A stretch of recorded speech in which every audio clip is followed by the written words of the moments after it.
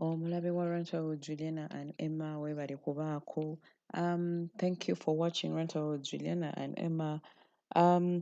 So earlier today, Kyagulanyi Center presidential candidate was in Western region. Yesterday was in Kanugu and all those others. But then today he went to Rampara, where his car was shot at and the tire burst. And they were there for a short while. He was escorted, of course, or accompanied by his wife, Babi Kyagulanyi. When his car was shot at, again, of course, they documented this and all that.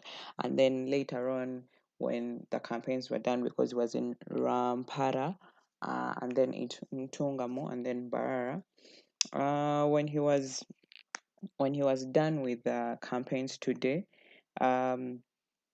he went to Isenjiro, where he wanted to spend the night, but was also blocked by police. And yeah, they had, of course, exchange of words, all this that has been happening. But then after, they proceeded to Isenjiro. To Umbara. This is still Marshall, Juliana and Emma. Thank you for keeping it here. Thank you for loving us. Thank you for subscribing, sharing, and liking. And please continue doing that. Thank you so much. Thank you for helping us grow. Yes. Yeah, aliyetiye mulabye wali Lutaya Alex kubeera ambassador we Wakiso nonya akalulu ka Kyagulanyi wonna woli Shakira no problem muna ifa batukubye ebifaananyi byonna twogerera bina ebyokuteeka abasajja batweganya abatunoonya so buli omu abeera ndali batumidde abasajja abo baagala ki tetumanyi kye baagala batutambulira ku 24/7 buli we tudda gye badda balina pickups mwenda olwaleero Kyagulanyi bamuteekako pisa oneyanga ne Juliana ali musaabala airport you are the best ali now right from Kenya City wendinda era ambassador wendinda nebakuya from the West South Africa Musa Mugisa webale nnyo webale kubeera amakooli wekomere okugaliko ekyokola kyamaanyi nnyo abejohansburg abandabire bagambe bampeereze tafwali lwakuba twagala ono yozo mpita ali kapakwaki live from Thailand.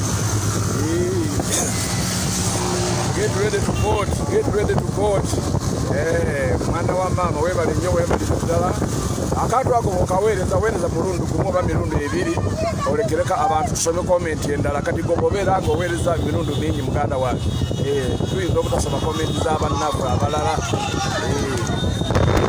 okubeera nga tusoma komenti naye bwoba oweereza mulundu gumu mirundi ekumi gimala tolemerako nnyo muganda wange kirete ekigambo kisigaze tolemerako kubanga ogambye vote get ready to vote ogenda kuweereza paka ddi muganda wange bw'olemerako ngenda kubulookinga so balire mwena abatulaba abalungi live from Oman you commander you really do great work. Thanks for so much. Mwena abalungi abatulaba abali ku Basketball TV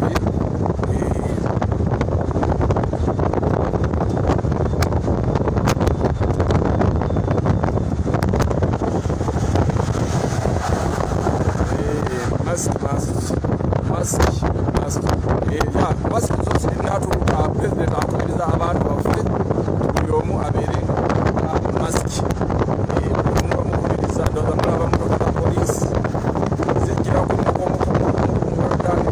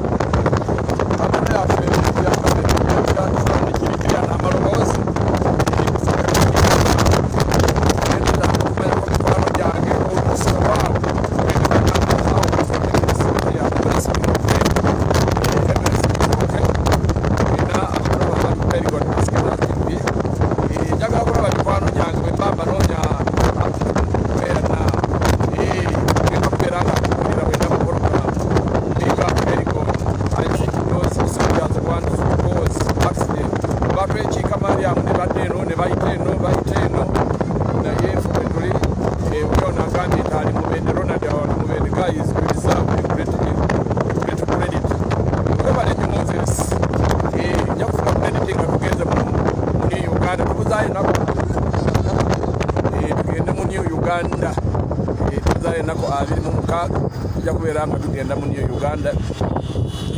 Mwebali nnyo mwebalire ddala era mukimanyi nti tuli contribution twetaaga okufuna ekamera ennene kuba kati ekiseera kigenda kutuuka baganda bange nga tugenze embaali nga tumaze okutalaga eggwanga Uganda eno kamera in front of the Bobby you guys pin your Airtel number katubawe enamba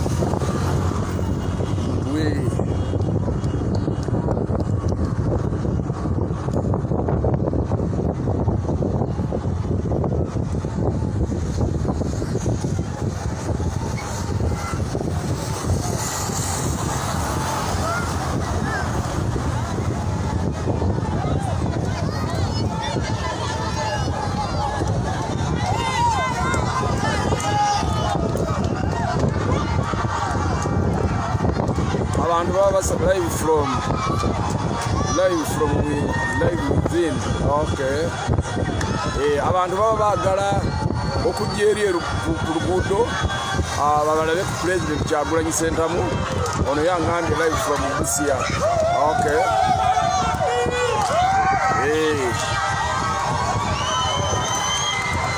Ndowooza mulaba Bobby.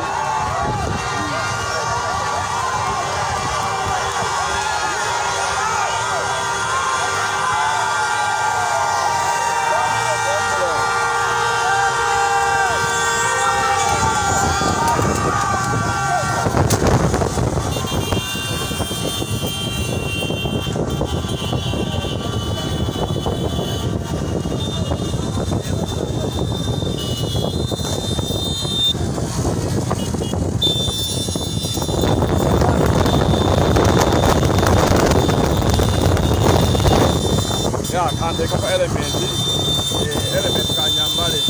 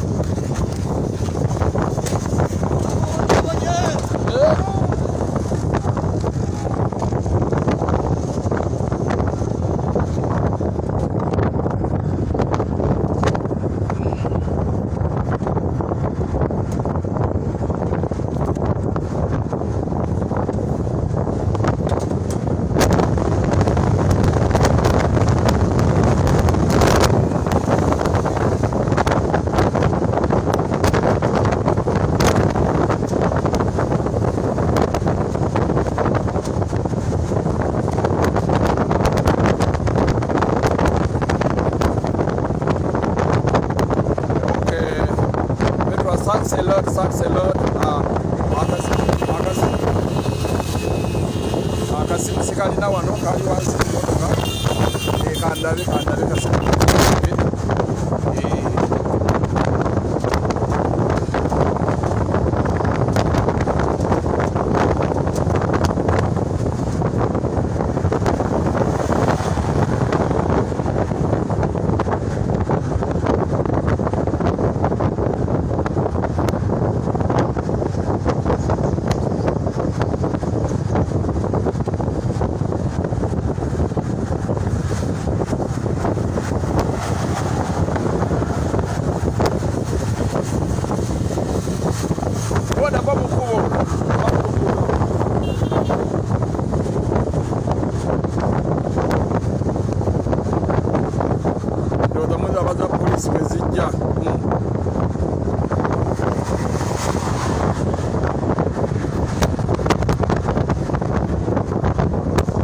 petrol webale nnyo webalire ddala message emaze okutuuka ngirabye munnaye mwebale nnyo mwebalire ddala kuba kati we tutuuka mu hoteri nga za bbeeyi thanks to driver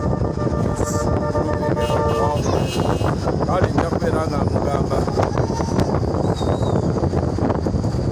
tutuuka mu hoteri ya bbeeyi 7,800 okusulako awantu awalu abatasobola kukulumba kino ne bamenya omulyango ne bayingira kati n'okulya n'okusula n'okwebala ebyo byonna okeera ku makya ne Harriet webale nnyo webalire ddala mwanyina nze nsaba Mukama Katonda yaba akusasula mu kyosi okwagala emunidemu Katonda tereze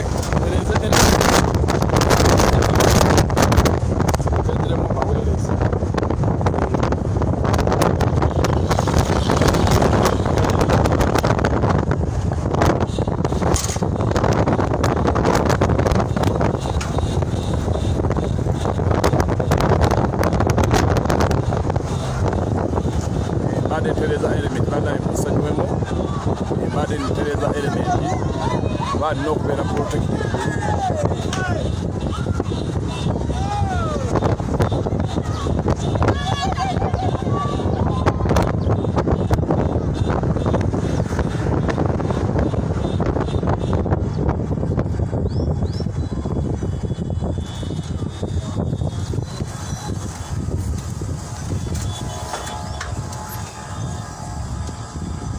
Ate wano ly'ekkubo lyo balisazeeko tetumanyi kye baagala ate ekkubo bazzeemu ne balisalako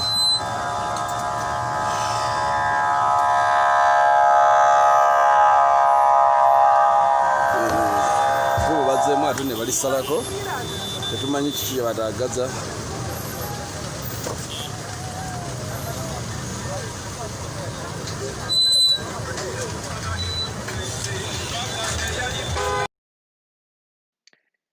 You can see Jolly Mogisha, the spokesperson of NUP, the deputy spokesperson of NUP Western Uganda, Western region.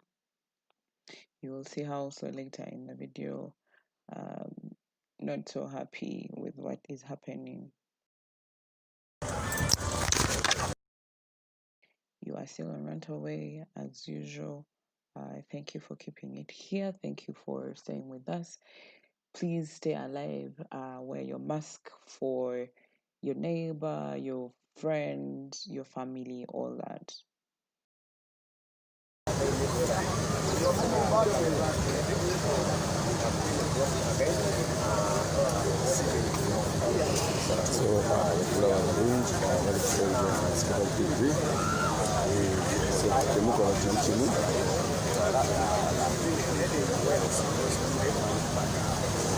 So, bannange mwenna abali abalungi sazeeko awonna wetuli by Uganda police with the 7 bullets. Muzije mutozungu muveko munamu abazungu badde mubitegedde mu bannange ndowooza mulaba embeera bweri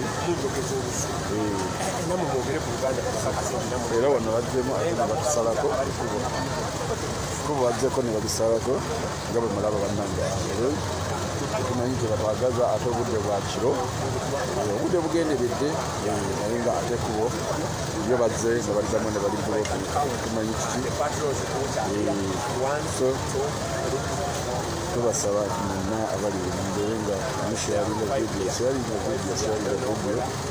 nga bali mu bwana amagambo ono amugamba kino nga bwemulaba president ali under attack tuli under attack si yekka wabula ffenna batusazeeko nga zemulaba embeera bwetuberi bazzeemu ate ne batusalako tumanyi buvuddewa nga bwe mukimanyi nti Elgon ye president wabeera tamuva ku bisegere president Elgon ye temuva ku bisegere nina abatulaba abalungi beekumidde bali mu bwama boogera ki Travelers guest house. so ndowooza mulaba bannange mwenna abeekumidde abatulaba abalungi bali ku Elgon Sigeta TV temukola kiri kimu country bannaye freedom tulina okuzirwanirira nnyo ndowooza mulaba wano wonna tuli under attack so tubasaba nti mwenna mbeera bwekyo bweri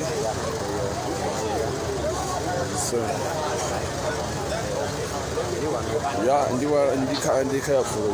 ndika yafulo nnyo ne kamera ndikwazi ndikutte nywezezza so ndika yafulo so tubasaba mwenna abali Airgun TV ndeza mulaba tugezaako okubeera nga tubayingejjinga naye tukimanyi na wanowo batusazeeko batwekiise era nga bumukimanyi nti Airgun yezibisaawo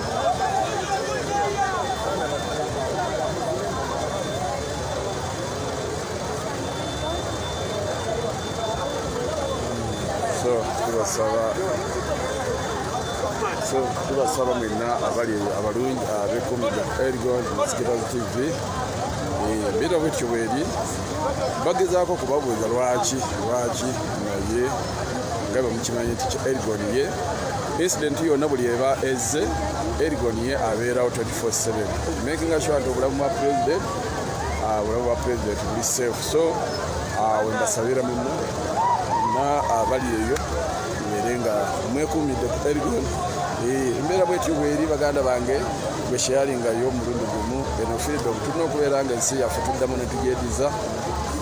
As you see now, we are under attack.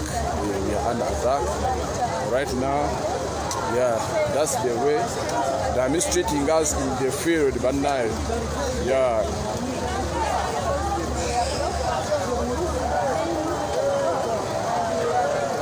So what kind of president do you know? Very disorganized roads, where we are supposed to. So President Kyagulanyi settlement is under attack. Too much. Ate temulowooza nti wano we tuli n'endala emabega egyeziri ate abantu batandise okusaliikiriza kubeera nga abantu bali excited bagamba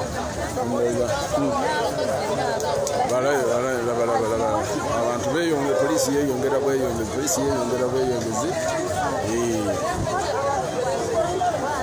so we are under attack. So tubasaba mwenna abali abalungi abekumidde ku Airgun TV. We are under attack. Our president is under attack. We are under attack. They have blocked the way. So tubasaba mwenna abalungi abekumidde ku Airgun TV.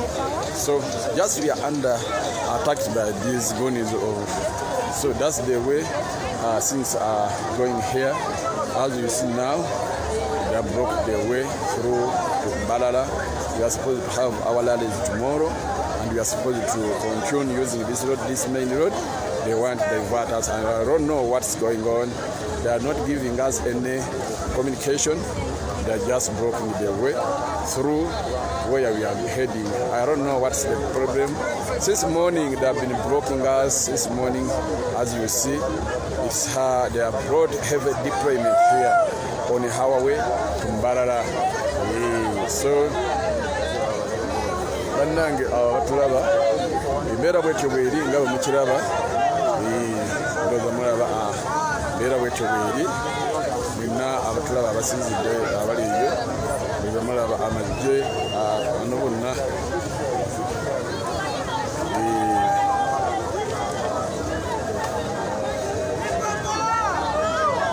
muna esimu ndi wala nnyo nayo so kyengezaako tuli wala nnyo batusazeeko ekkubo balisazeeko simanyi so blague fasoko ve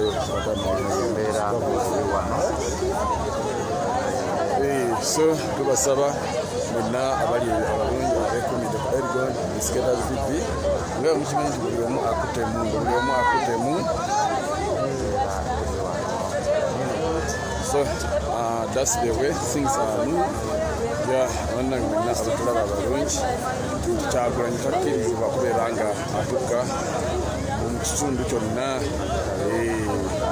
So tubasaba mask tulina mask tulina face mask embeera bwetubiri baganda bange muna abatulaba kubo bali bulokinze bwetubo good on mask. Yeah, we have masks. Tulina mask. Abatulaba muna tulina mask. Tulina mask. Sharing ayo murundu gumu, sharing ayo murundu allowed. Sharing ayo murundu ogoku, sharing ayo murundu ogoku satu. Twataaga message eno Bannayuganda bonna. Bannayuganda balina okumanya ekigenda mu maaso. Tugerera ssaawa zino embeera bwetyo bweri. Yeah. So tuli live wano we tuli live. Embeera bwetyo bweri baganda bange abeekumidde ku Elgon. So mulaba buli kimu.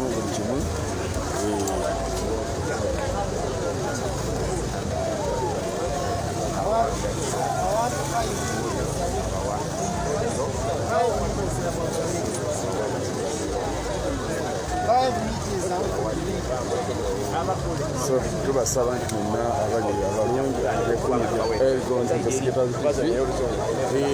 So wano we tuli under attack.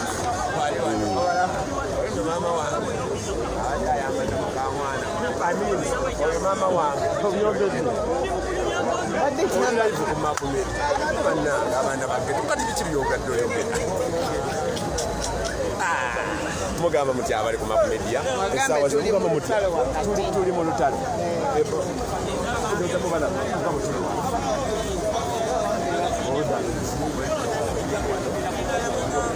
So bannange mwenna abalaba balungi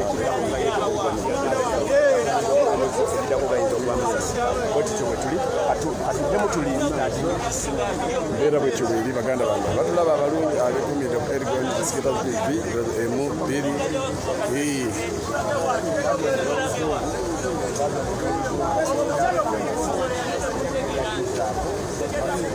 mulaba bali mu bwamba buli kimu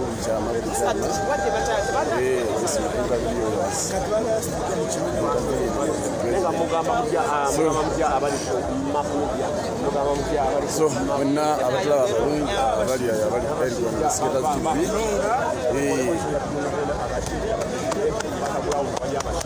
abashaija b'omukulera batiinire munonga obuhagizi bwa Kyagulanyi bubarengire ba intelligence officers ba Museveni bakamubiiha Western Uganda hariyo obuhagizi bwa Bobi Wine koka mbwene twaruga za Kisoro za Ntungamo za Wampara za Isinjiro buri hamwe bona Kyagulanyi Robert Sentamu Ruhanga Kamuronda yamutorana gunwere ayarebe mbere generation yitu mwene nobo kureta mahe nobo kureta police eri kwingankaye hine ekirazibire okureta encuka omu Uganda nienda kunaka nienda kuterera omuranga abanyankore mwena abakuru mu Western mwena 2014 mwije mwetarira mu Burundi twagala ebigambo ebyo biddemu mu Luzungu International Committee ebenge kule. Thank you very much. We are right here in the middle of nowhere. Is that Kyagulanyi is contesting for president. Yesterday we were in Kisoro, today we have been in Ntungamo, and everyone has seen overwhelming support. What you're seeing here is fear, is panic, is intimidation, but nothing more.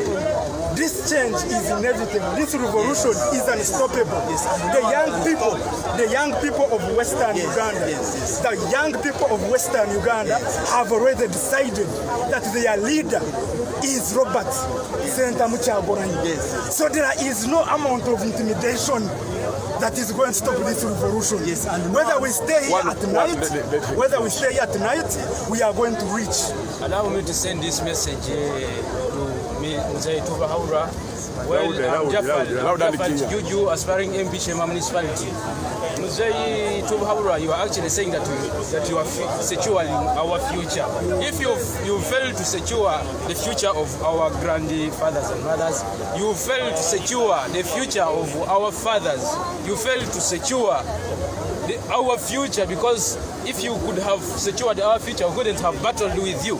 Now you are telling us you're securing our future. Which future are you trying to secure? because you totally fail to secure the future of those generations behind. Now, you think that you will be able to secure our future, really? So, this is the exact time. You just leave us alone. Yes. We transform leadership to young generation, and we are the young generation.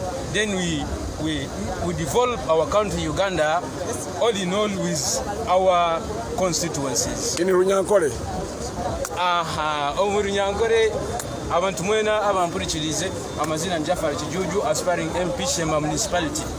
Nyesimbireho nisaba akaruru kanyu n'obukyaki bwanyu azangaruka nsabira no Juliana Robert Kyagulanyi akaruru nanyenda ka message kakari muzeyi Museveni kaguta tuhabulwa nogira ngo no securing our future kora yo oremirwe ku securing future yaba sunkuru bitu wagaruka wari mu securing future yaba tata bitu future yitu itoto yenyini nayo yakurema. That's why we are battling with you. Abokurema future youth ncha stress ile twakora ki twabattling aniwe noza kusecuring future yabahi. So we are the people. Constitutional ya Uganda Nigeria, power belongs to the people and we are the people. So you just leave us alone. You transform the leadership to the young generation, and we are the young generation. Thank you very much. People power. Our power. People power. Our power. My name is Benjamin Osdedi. I'm the parliamentary candidate from Barasite North, and I want to send this message to all Ugandans that nobody can stop an idea whose time has come, and the time for Senator Kyagulanyi Robert to be the president of Uganda is right now. I urge all Ugandans, the 7.5 million voters, to vote one man, Kyagulanyi Robert Sentamo. And I want to tell the police that they can hold it up, but eventually the NNM government is going to fall. Okay? They cannot hold it up for long. And I want to assure every one of us to be calm, not to be intimidated. We are going to reach where we are going. Thank you very much. Yeah. So bannange bonna abali abatulaba balungi abali ku Erigon Investigators TV. So tubasaba nti bonna abekomedde Erigon Investigators TV kyemukola kyamaanyi kubeera nga so tubasaba nti mwenna abali ku Erigon Investigators TV tokola kiri kimu sigala ku Erigon Investigators TV. Mama, what's going on? It's just crap. What is going on is just government stupidity, because it is our right. It is the right of every Ugandan to sleep where they can in this country. We are coming from Irare in Isinjiro, and this road leads us to Mbarara. My president has a right to sleep in any part of the country.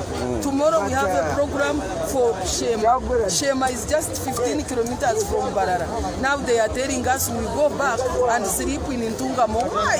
So this is, I call it stupidity, because you can't be so corrupted by power that you even lose sense.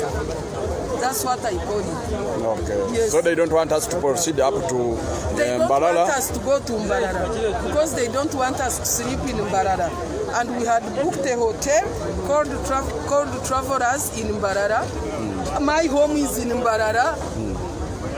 And somebody says you can't go home.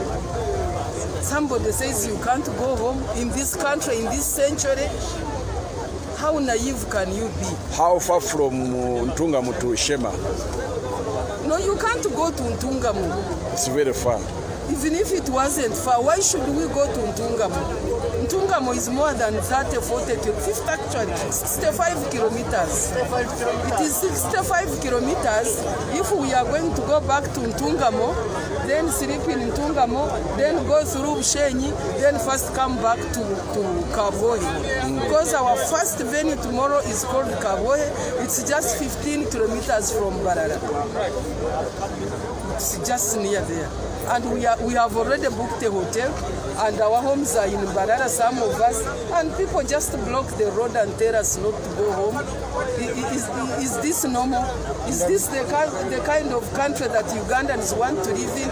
Is this the peace? I was here in 1980 when Mzee got angry that he was, after all, he was not even the one who was cheated. Semogerere was cheated.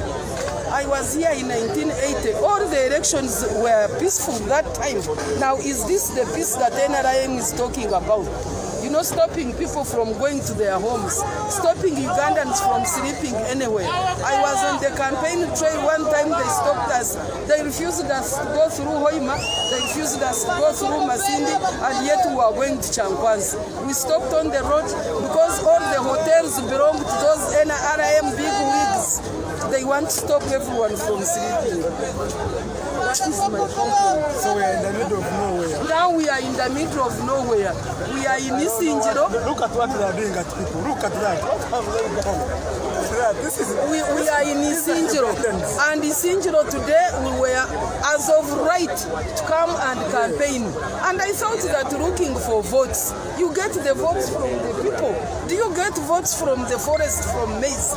They are divesting us and taking us through wrong roads. Why? It was President Museveni, the members of parliament wanted him to continue for the next 100 years if he wants. But he turns around. I am going to say this in Urinyankore. This one bull in the crowd syndrome is not right. And that's how Banyankore do it. Very unfortunate. Sometimes I wish I was not a Munyankore.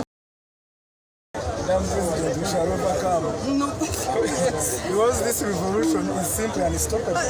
Because I mean, people supported in 1980. This man was support. He was just as poorer than any pauper you could see. Because I was in UPM. I was a young girl in UPM and he had not a single shilling on him. Now he owns all the world, including Sozi, which used to be for veterinary medicine, faculty of medicine. So, Madam, that is Madam Jody Mogisha, the deputy spokesperson of NUP in Western Region. Challenges. And of course, as I've always told people, Kyagulanyi is simply doing the will of God. He has been chosen by God to lead this generation, and as young people, as Ugandans, we are ready. There is no amount of intimidation. Whatever they do, they are all armed. Look at them, just look at them. They are all armed. It is now past 7. It is again getting dark. We are not sure about the security of our president. We don't know what they want to do to them, the security of the security team and all the supporters. But this has to end, because Ugandans have a constitutional right to choose their leader. I heard Tuhabura was saying that he hasn't identified the successor. That is not his mandate. The mandate to choose the next president of this country, the successor of Tibuhaburwa, is not his. It is for the people of Uganda. And that is what is going to happen. These guys are being used. They are being abused. They don't like what they are doing. Their conscience is being raped. And as you must have seen, all young people in this country, in Western Uganda specifically, they love their president. They love Kyagulanyi, but they fear there is intimidation. Mr. Bright Rwamrama has launched a wide-scale intimidation all around this area, but this got stopped. If we must have peace and unity, one country, we must make sure that everyone's right is secured. If that is not secured, no one's right in this country is going to be secured. And that is the message that we have been telling the people of Uganda. They are playing us so that all the people can live in Banana town. And yet, you know, they are behaving like young girls who would find a new girlfriend, a picture of a new girlfriend at home, and then tear it into pieces, as if that would tear the girl, you know, the picture of the girl from the boy's mind. Now, do you think, you NRM government, you Rwamerama, do you think that by stopping us, by mistreating us, by tear-gassing people in Kaberebere, that you are going to rob Kyagulanyi out of their minds? Don't behave like an idiot, as if you have never been.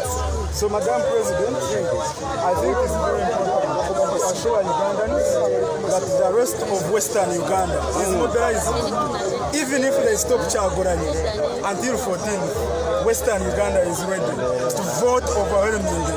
And we are asking the people of Uganda to come out and protect their votes. We want overwhelming voter turnout because we must overwhelm the dictator. We don't want a Trump-Biden situation. We want a landslide win. And we are going to make sure that the matter of rigging this election is going to be like stealing an elephant. People are going to come out and vote.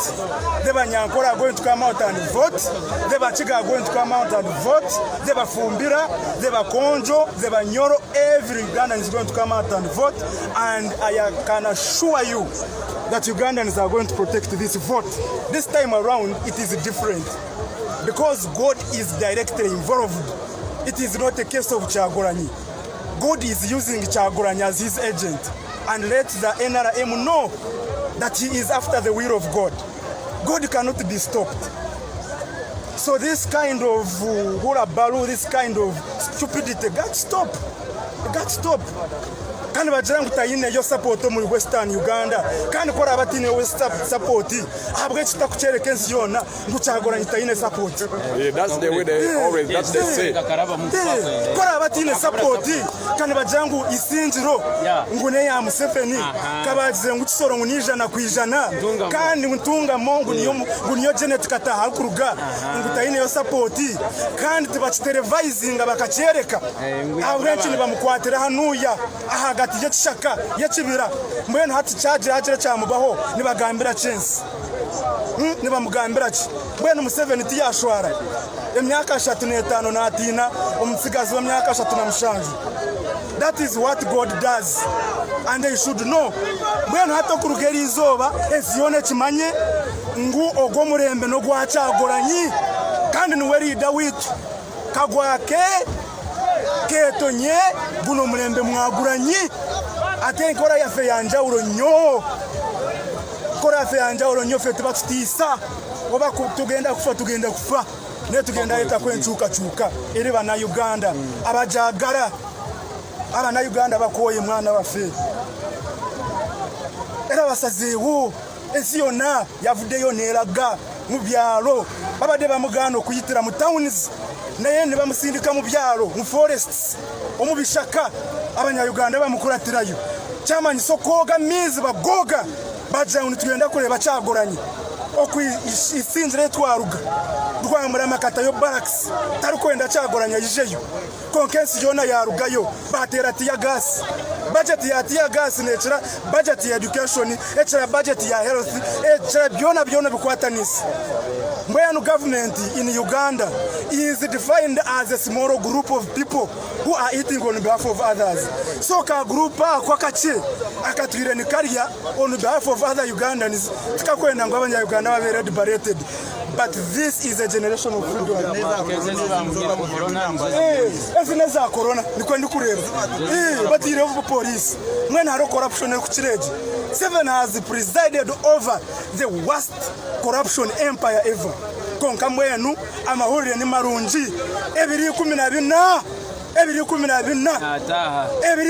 byo kubanza 2021 ntuzakatera kandi ntuzakakumba oba batera amasasi babakora ki oko kwiba karuruka Kyagulanyi nziza kuba nko kwiba elephant enjojo ni mujimanya toka basa kwiba enjojo so ora akazanire mu kiza kuba nko kwiba enjojo no gishereka nkai aba kwa karuruka riyo akaruruka riyo kandi bazakatera. We expect a record turn up, the best record voter turn up in the history of Uganda. Akaroni bakatera nzaka protecting. And therefore I want to call upon all Ugandans on the 14th of January, come out and vote. Express your voice. Your vote matters. Your vote counts. And when you vote, things change. When you vote, health changes. When you vote, education changes. Come out and vote. And when you vote, don't go away. Stay there. That is what our president has been telling us.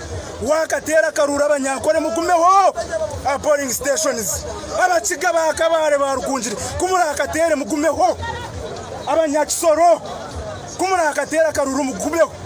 mpaka bakarangirire ebibara akore byona ogu n'omurembe musya 21st generation versus the 86th generation, and we are better than them. We are far better than them. They fear us because they don't know who we are. Thank you very much. Thank you so much. Let me talk a little bit. Yeah, you be a distance so that we can. Yeah, you be a distance so that people can see you very well. I usually been telling you that when the light comes, the darkness disappears. The fact is that Robert Kyagulanyi Sentamu is our light. So, kino ekizikiza ninga sogo omwirimu ogutwiremu olubuzi lwa NRM, this is the right time kudisappearing. This is the right time omwirimu ogutwiremu ogw'olubuzi kudisappearing. Hariho ababiri mbagira ngo bakarwana haza omukurwana kwabo nituba kubasa kuherezayo obutegeki ngwabo kwa bakarwana. Let them take this information from me. Obabire mbarwana bakabali abasigazi, they are youth and we are also youth. It is kandi kuba mbarwana bakamba taragarisa abazeyi.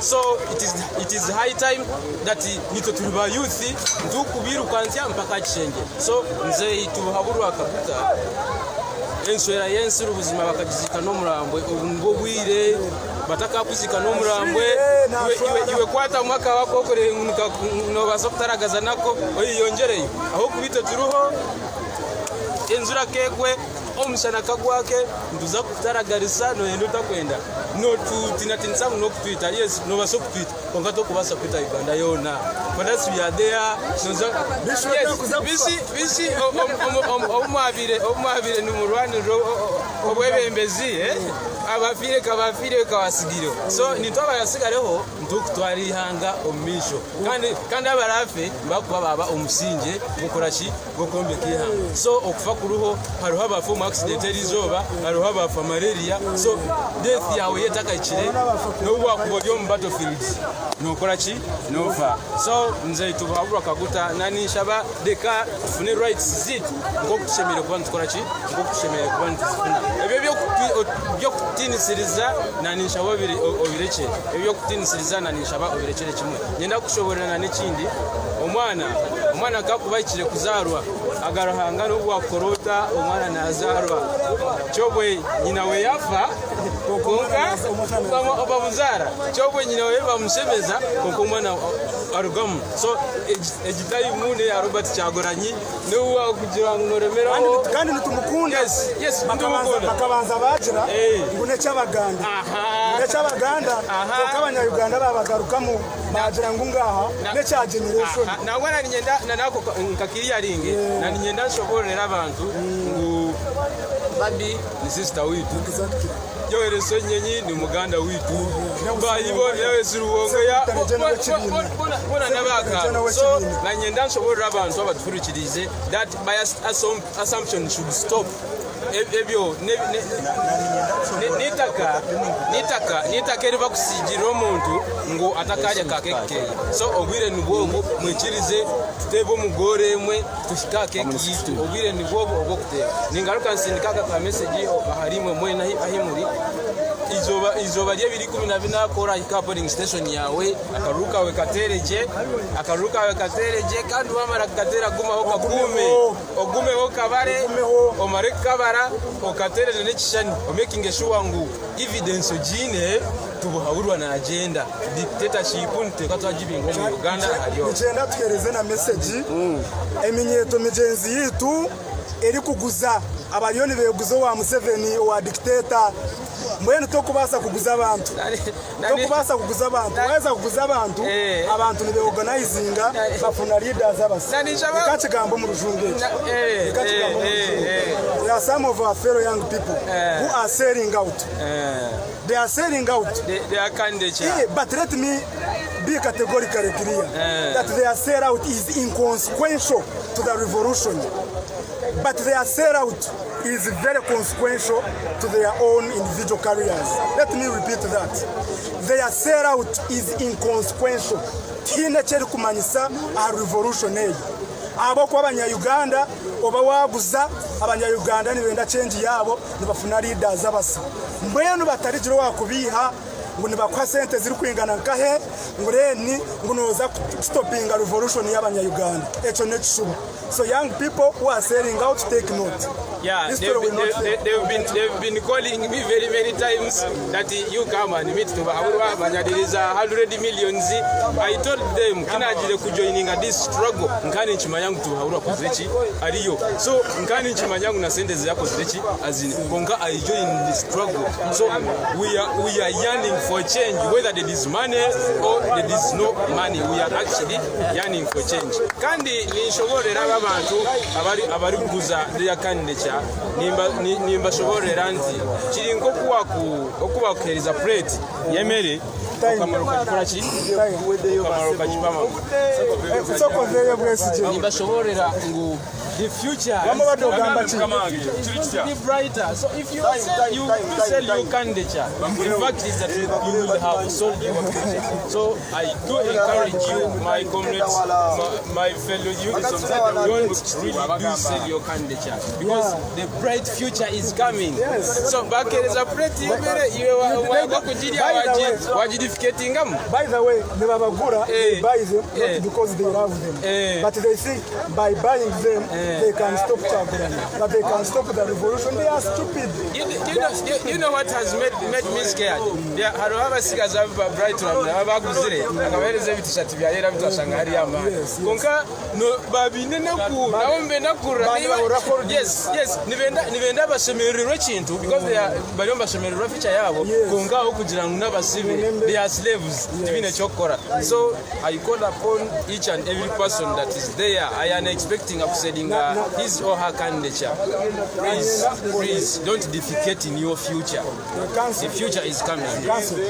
Nagenda oyereze message eminyeto mugenzi yetu eri kwangarira ebicweka binje ebinde byanga bitari bya Eastern Uganda. Nko munyeto ari ku rugambarara oshomera amateka yo ka message. My name is Wenje. I am the parliamentary candidate for Mbarasite North. And I want to inform all Ugandans, abanyarwanda mwena eminyeto abazei ngo izoba ryebiri kuna nabyo ko kubanza hariho curfew mjange on the 14th of January 2021 when the polling is on. I advise all Ugandans not to accept the curfew because the curfew is a trick to rig our votes. Mtakikiriza kutahuwanyo mugume mukuma karuru mpaka mukasheshe until morning, until the elections are cleared. Okay? And even thereafter, if we don't win, then there must be a declaration form. Exactly. Kandi ngenda no kushaba ba agent abakuguza results and declaration forms. Please desist from that habit. Wakore echo noba waguzihanga and noba waguza the destiny of yourself as well as the destiny of millions of Ugandans. There has never been a time when Uganda has ever been dependent on one man. Actually, on one person. Since 1908, when the name Uganda was first used, there's never been a single second when the whole country was dependent on the destiny of one person. Right now, Kyagulanyi Robert is holding the destiny of our country. He does not win the election, then we are doomed. And I want to reiterate the fact that yabatarire karuru abanyarwanda mwena ngenda murugeyo tuzum state house, we go there. Okay? As long as the election is not free and fair, then we are entitled under the third article of our constitution to fight for our rights. Okay? Yes. An election is a process. An election is a process. It's not an event. So this is part of the process. And of course, is this fairness? Of course, if a candidate does not campaign in a district, isn't it already rigged? That affects the election in a substantial manner. Yes. Okay? Because in a district there are voters, thousands of them. Yes. And we remember that Mzee Museveni is going to campaign here, or even has even campaigned there. And for our candidate or for any other candidate not to have the same chance, that is absolutely unfair. That's substantial rigging of the election. Okay? So the process is already so as people power, NUP, We are prepared. If we do not win the election, it is incumbent on us, and the indictment is so high that we should petition the Supreme Court for the annulment of the election. If we do not go to court, then the option B is we are going for a civil uprising because we do not have any other option. And I want to thank the media, I want to thank the supporters for being here. This is a momentous occasion in the history of our country. We are writing on the walls of Uganda that for the first time we are trying to see a change in 35 years. 35 years is a long time. If you do not change something in 35 years, you cannot change it after 35 years. And I also want to send a message to Lieutenant General Muhoozi Kainerugaba. Okay? I know that all you think about is going to State House, but you have to qualify. You have to qualify and you have to contest and win.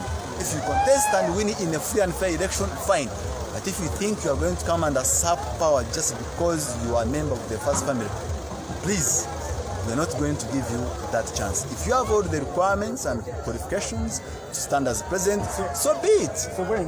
I urge you, come, retire from the army, join the NRM if you want, and come and compete. But there is no free thing. Democracy is for competition.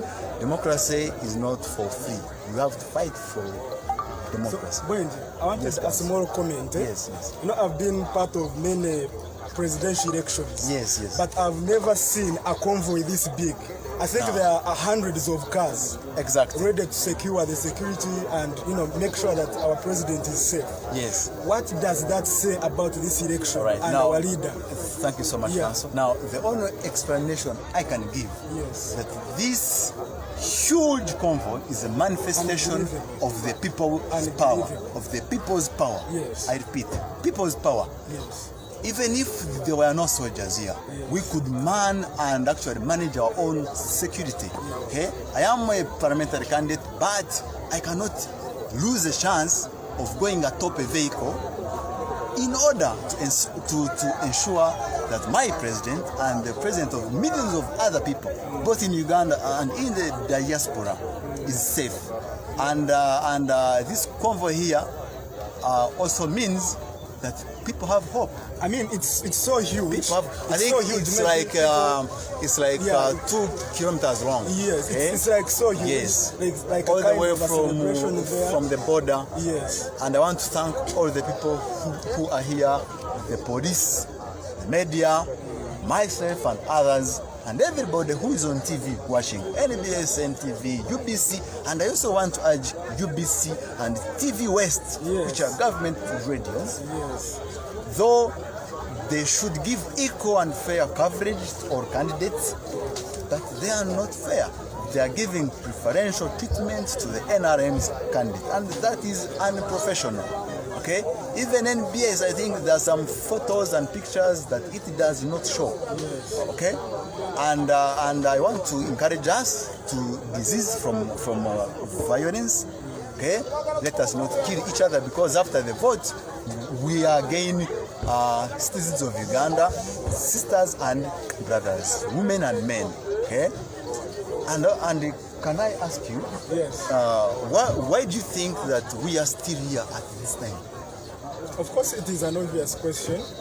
Like I've already said, they don't want Kyagulanyi to reach the people. Yes. They are aware, they received intelligence that the people of Mbarara City were on the roadsides. Yes. So they didn't want that kind of reception. That is number one. Yes. But they also want to play a psychological game. Yes. They want to frustrate him. They want to frustrate the supporters. They want to intimidate everyone.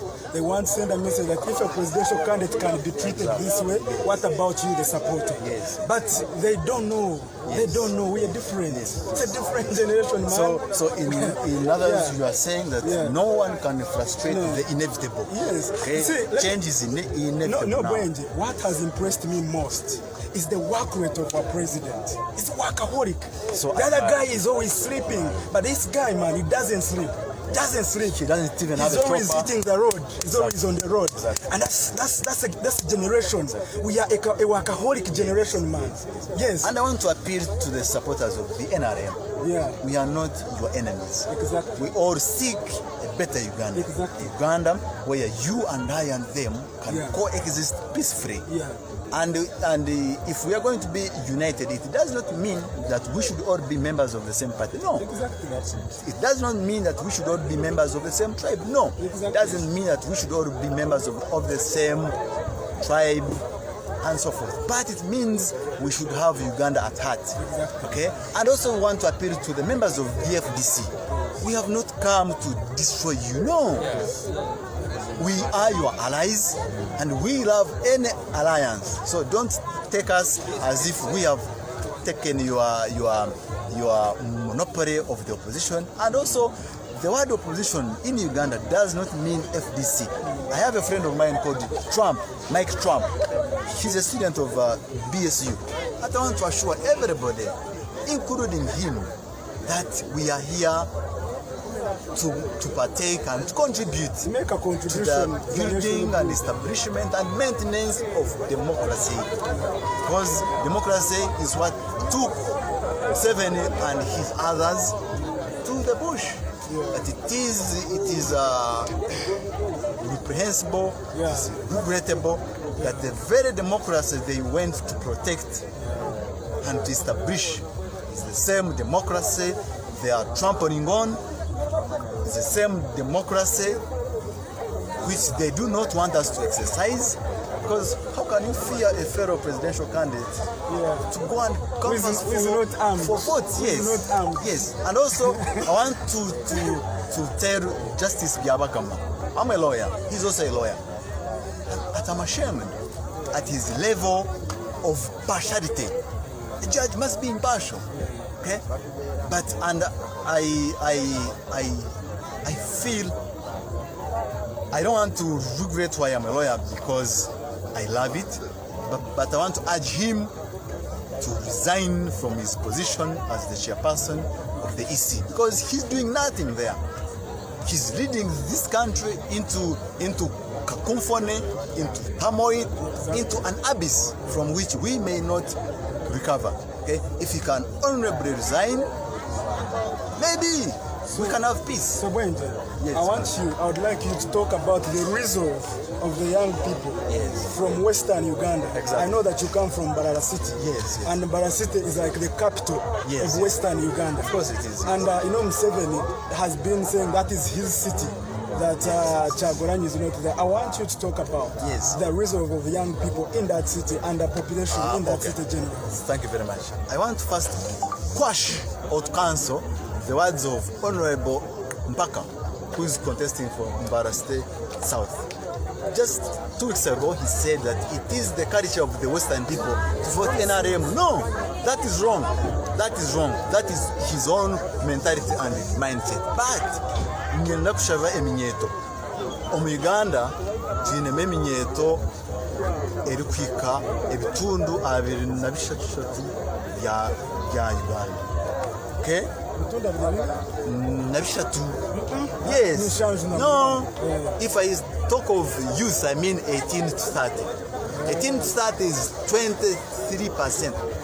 Actually, it is 23%. Percent are now, the 78% includes the 0 to 17 and 11 months and 364 days. Those do not vote. So Eminyeto is almost the same percentage as the ones above 30. Okay? So from 18 to 30 we are 22%.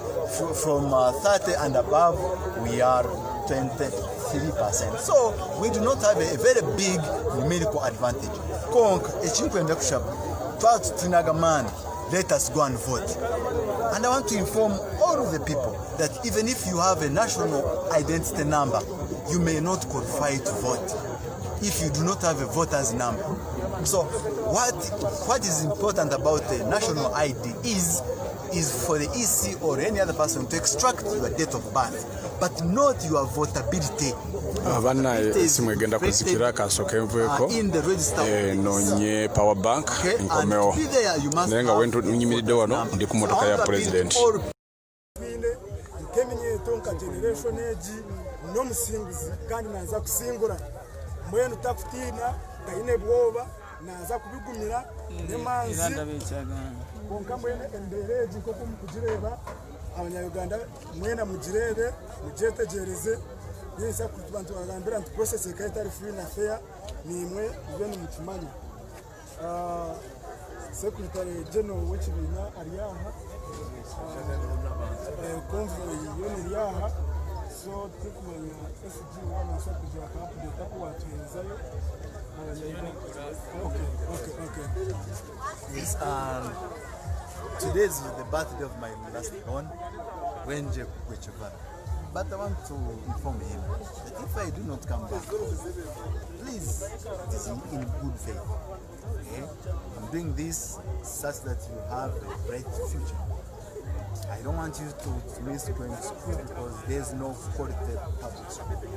Because private schools are expensive.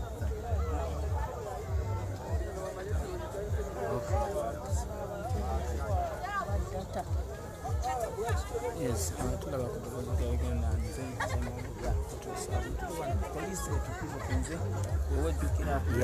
bannange abakyaliyo so tubasaba mwenna abali abalungi abekomidde ku Elgon Investigators TV kyemukola kyamaanyi embeera ekyali bwetyo kyali nzibu naye tuli wano bannange ndoza mulaba embeera gye tulimu nti wano wo president ali under attack abatulaba abalungi abagoberedde Elgon Investigators TV president akyali under attack kyemmanyi ndoza bayinza otuddamu bye batukola juzi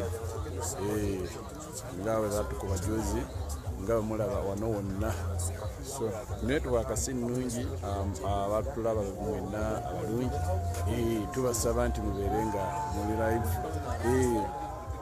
so wano we tuli embeera ekyali nzibu. As you can see, Kyagulanyi Ssentamu and his campaign team or trail or entourage was still blocked for a while, but then they managed to get somewhere to sleep after a while, like at around earlier in the day, like at around 9:30, 10 o'clock today. Yeah, but this is what was happening earlier. You are still on Rant with Juliana and Emma. Thank you for subscribing, sharing, and liking. Thank you thank you for helping us grow. You can also interact with us in the comment section as always, and we'll be reading your comments live. Also, you can go ahead and DM us if you want us to advertise for you any of your products. Yep, this is still Rant with Juliana and Emma. Bagala tulemererwe tuleme okufuna we tusula batusange ku makubo batuyole just get ready labada style era mukimanyi tuli wano mbeera bwetyo ekyali bwetyo so tubasaba mwenna abalungi abekumidde ku Elgon Investigators TV obudde bwa kiro naye gwe kyokola kiri kimu olina okubeera nga osharinga video washaringa video kigenda kubeera nga kituyamba nnyo ono ye madam John ono ye madam deputy president wa Eastern Uganda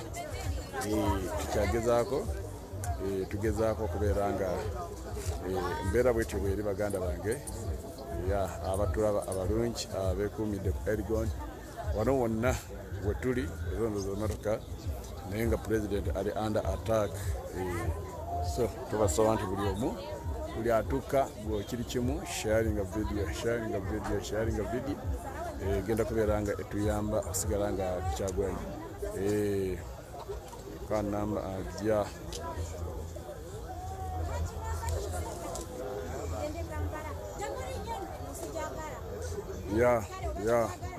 ndisitade nnyo ndi wano ku motoka ya president otogerera tuli wano ku motoka ya president bannange mwenna abatulaba abekumidde eyo gyonna Elgon abasajja so tukyali bwe tutyo bannange mwenna abatulaba mwebali nnyo mwebalire ddala is that other commanded arrested last night in northern Uganda. So banaye tubasaba nti mubeere nga mwekumidde ku Elgon Investigators TV saawa zino simanyi balwaki ekomawo mugundi ate bwebeera bwetebeera kiriya kamera ekomawo mugi so bannange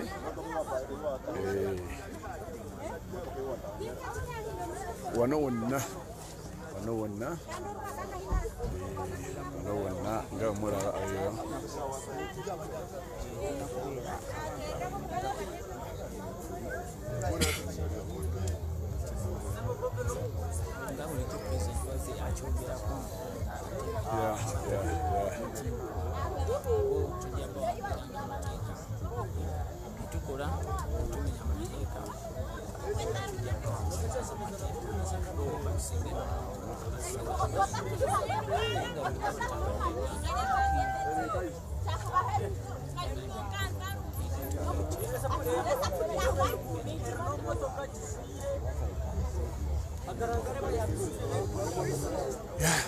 bannange wano we tuli mulaba ezo zonna motoka za poliisi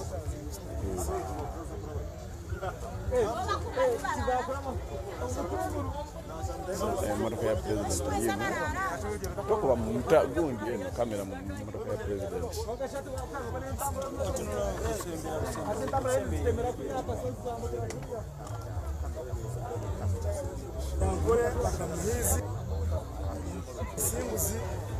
bannange mwenna mushalinge mulaba wano wonna ndoza mulaba emotoka bya poliisi buli wona we tuli bino bye baatukola juzi bino bye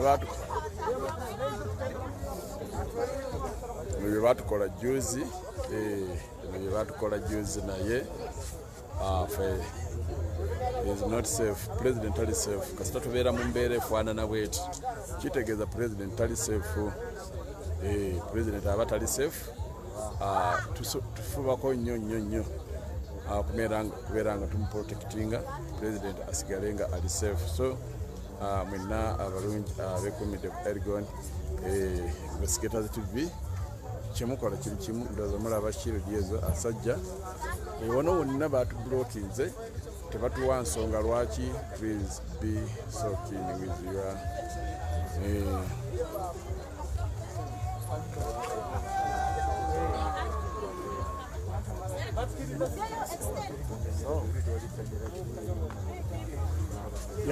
so bannange mwenna abatulaba balungi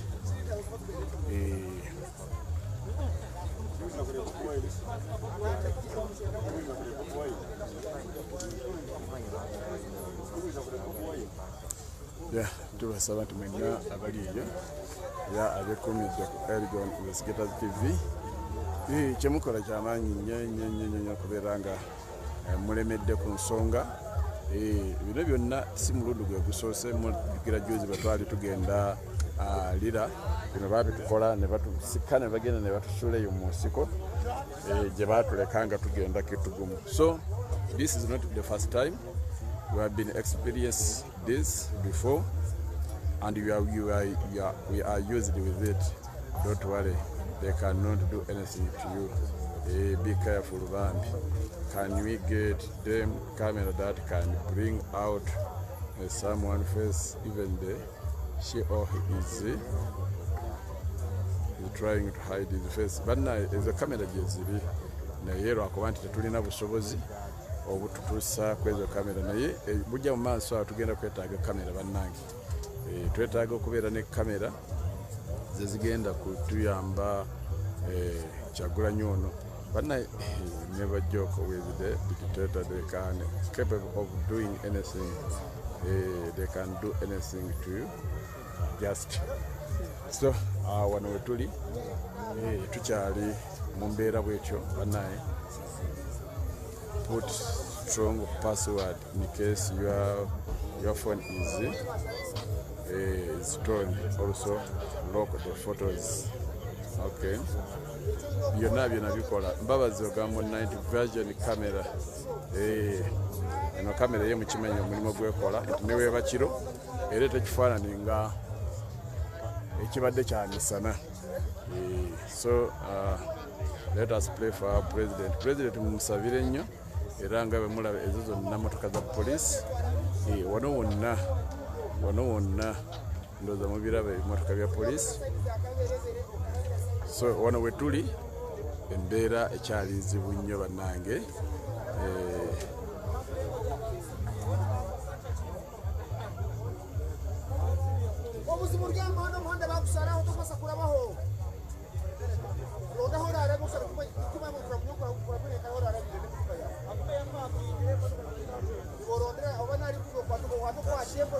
Yeah, Ngambia are watching from United District of Nansana.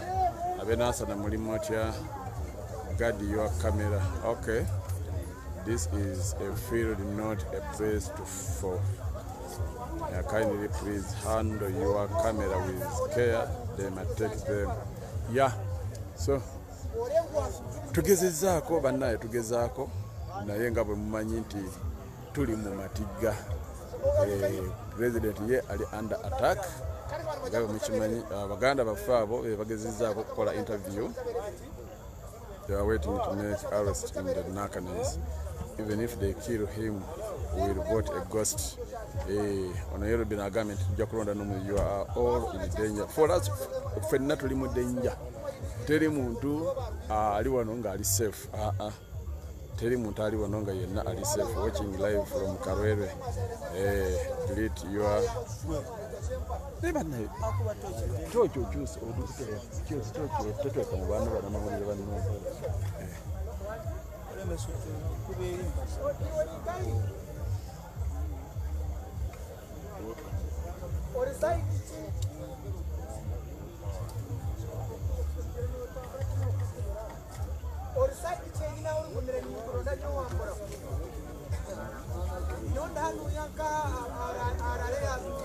so bannange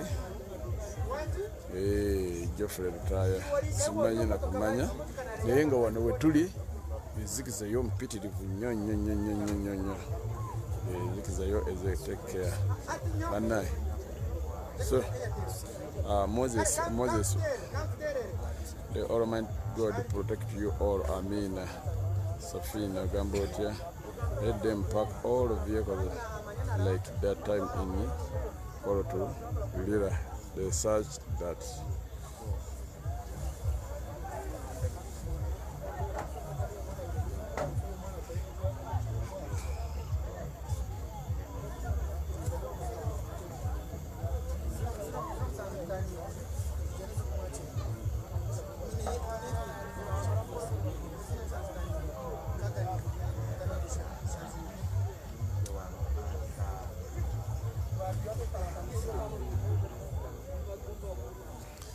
Bannayi kasooke nkyajingeko esimu so that esimu enasobola okubeera n'omuliro naye nga tukyali wano tugenda kubeera nga tubaweereza wano wonna awo wonna motoka za police. God keep my president. Share live feed. So baliyo mwenna abatulaba abalungi abekumidde ku Elgon Zikirazi TV. Nebaziza sit on the road. Yeah, Baba's Ogambo Museveni, you don't know what you are doing is what making the people to hate you. So try to do things which shows stronger than why you stand up, sit down and sleep there. What can they do? So imagine tetunaba na kulya kintu kyonna kuva we twakezeza obudde olunaku olwaleero. Tubadde tusuubira nti laale ewedde naffe tufulume tugende tunoonye ekyokulya naye banaliale at my home. That's where you are blocking my president. Bannaye olwaleero tetunaba na kulya. Mbale on fire.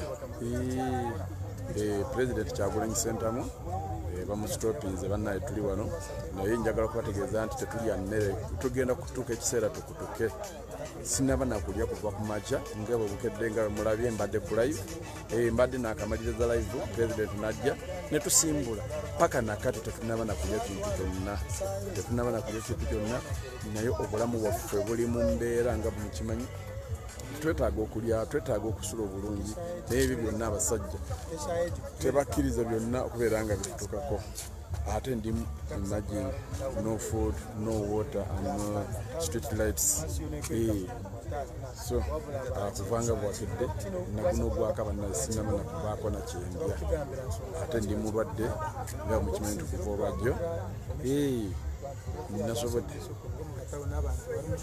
so ngubalinze babanza abantu baza kubyama tulabe so wagira ati president wano ndanto mulabe kiro kobwire kabwa kambenyi byonse tamu zakurondoho kulala kandi baleno bagira mutakuza kulala wayine kubanara tinkumanyo muihango wano za kulala hantu oyine kubanza wateresimo mukasese wa order maino muntu bakweta order from ayiguru ati ndona kumanya order bwari kuruga yiguru no ari kubona abonesa president kandi bakareta karura omuntu aze makore ki akore ikintu cyapya so twasara tukajya twagenda no kandi ukatindira babi nabo tatekaho ikintu cy'efeya nito twatankamo kutinda kandi bakakiteka mbagira ngo turi mu democracy so atachikwereka ngo turi mu democracy so nahandi tushaba abakore kibakwata bona abantu bona babire byazo misho tine violent yaba wabula twatyo tugenda bakingo ntwebuza police take report ngo kubitwire nibiza ntubagira habaho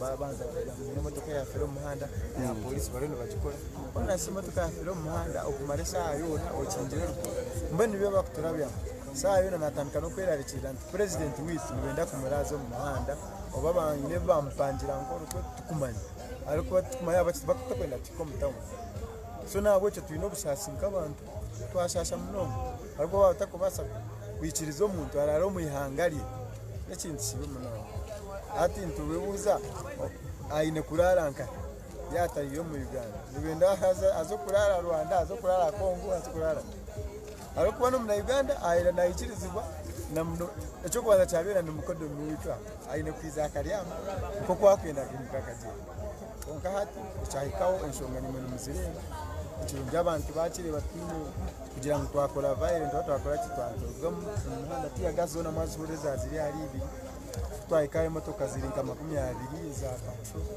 so nito tiniro kutiri atukumanje kuzomisha so katulinde turebe konkantu bahamya abantu president nza kumukuma oba bushesha nito nza kurara mpaka arokuba no baratukanga bata akarunza kuzo box za kutwikinga Kyagulanyi Sentamu bannaye mbadde kyembuuza nti bagamba bwe tubeereeyo bagamba nti embalala yonna oba kusitaani Uganda teri muntu yenna oba Kyagulanyi talinaayo kalulu kasobola okufuna era n'ababaka abali eno abannafulaga za National Unity Platform tebagenda kulondebwa okyogerako ki abatuwuliriza abagala okufuna information eva ku omuntu ali wano ku ground nga coordinator ezensonga bazirese kuziplantinga mu abantu musooke mwewuuza baba bagamba talina abantu lwaki basawo enforcement bweti singa abadde munafu bandi badde bakandidate abalala tubalabye baze bayita mu town wakati nga baddayo mu western naye ono ekiriko record nti white town gye bakkiriza akole ki ayitemu karate baba bagamba nti talina abantu lwaki tebamukkiriza n'akola ki n'ayitawo ekyojagala okugamba western abantu bazuukadde obwongo baagala enkyukakyuka abantu bayayanira enkyukakyuka baleke kubalimba nti eno teri abantu bangi mu buwagizi ate bamuyayanira ekisooka okulaga ensi yonna kyekino nti lwaki batya tayita wano waba talina buwagizi namwe abantu basooke beebuuzibwa era bano mostly ba RDCs bagenda ne bagamba simanyi Bobi Wine talinayo bantu ebyo byonna bakulyetingawo abantu bakole ki kati no patrols ze baleeseeka abantu b'ekyalo batya babasiba ekyo ekintu batera nnyo okulaba amawulire tiyagasi zikampala kati bambi nabo tubaninya nnyo lwe balaba embooko n'emigo namwe mbirabiri baddewo kati omuntu omu bw'abaako hayiwe 10 kyekiba kidirira ku muntu w'ekyalo abantu abannayuganda twazaalibwa nga poliisi eyo tugyeyambisa ekyambalo kya poliisi twakikiririzangamu okunyamba naye kati nze bwe mulaba ajambadde mba njagala kudduka Novemba sirina musango kubanga baatumanyiza nti bo tebakyakuuma Bannayuganda wabula babonyaabonya Bannayuganda. So nezo ensonga kasitete metoko osobola okaddamu mu Lunyankole kova okukola akakwatagana n'ebyogamba nti Kyagulanyi talina buwagizi mu Western Uganda. Nsobola okukola ya kaddemu mu Lunyankole nyenda kubamanyisa nti ebintu ebibakwiza ne bagamba abantu mu Kyagulanyi talina buhagizi mu Western ne babiha kandi ekigwenda aba Western mwena tukwatagane bamba gira talina buhagizi abwaki ne bateekawo deployment ez'amaanyi abasirikale bonna mukuleba aba polisi bona bakiza ngo batukuuma ngo bamukuuma omuntu atine buhagizi tuyizire ntukireba ba president candidates abandi babembalabamu mu matawuni abwaki weno bamulabyo mu byalo akwikawo mu katawuni abantu baza kumuhubira bateera za tiya gas kandi omuntu atine mani w'okuteera tiya gas kwe aba Western mwena nimbagambira mwigulamisho gandi omusiiza ayina maani kandi owakututwara ntureebaho ati mbareke kubabyabira ngu tayine maani nimwe nimukireba omuntu atine maani tokubasa kuba bakusendekyeirize na highway ezikulenga 10 dera ono waza kugira ngu tayine maani ekyo nikyo kikwereka nti omusiiza ayina maani omu Western kandi nimbakakasa aba Western bona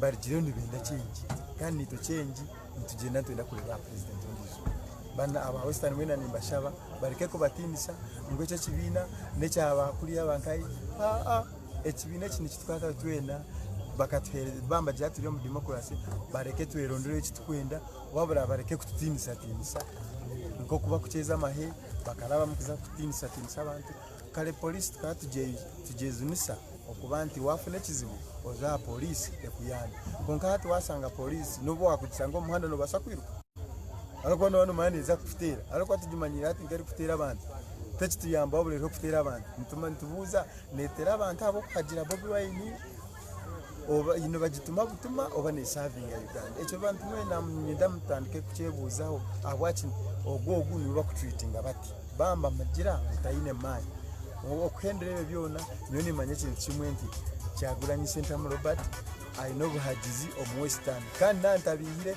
nateka kwiza kuhangura na 88% omu Western kale toyanziza nyo toyazege abalabi bafa abalungi